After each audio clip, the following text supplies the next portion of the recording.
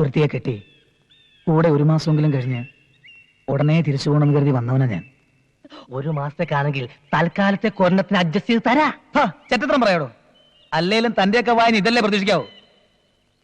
ഒരു കാര്യം പറ, ഒരു മാസത്തേക്ക് ഒരു ചെക്കനെ ഒന്ന് അഡ്ജസ്റ്റ് ചെയ്യാൻ പറ്റുമോ?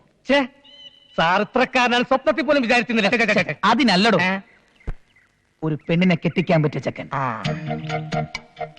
ആ പ്രഭാര പ്രഭുവിന്റെ മകളുടെ കല്യാണമാണ് ഇനി എന്റെ സ്വപ്നം.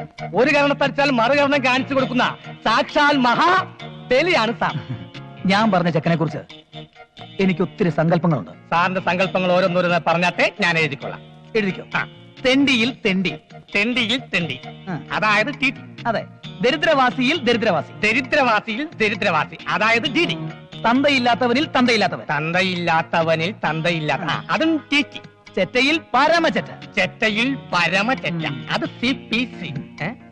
സാറേ അതേടോ, എന്റെ അച്ഛന്റെയും ബന്ധുക്കളുടെയും മുന്നിൽ വെച്ച് എന്റെ തൊലി ഉരിച്ചു വിട്ട് അവന്റെ മകൾ കെട്ടുന്നത് ഇങ്ങനെ ഒരുത്തരം തന്നെ ആയിരിക്കണം, അല്ലേടോ?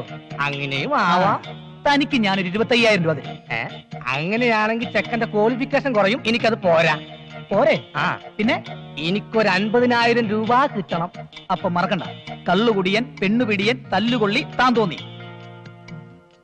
ഇതിത്ര ആലോചിക്കാനൊന്നുമില്ല, നിന്റെ കുടുംബത്തിൽ തന്നെ കാണൂലേ?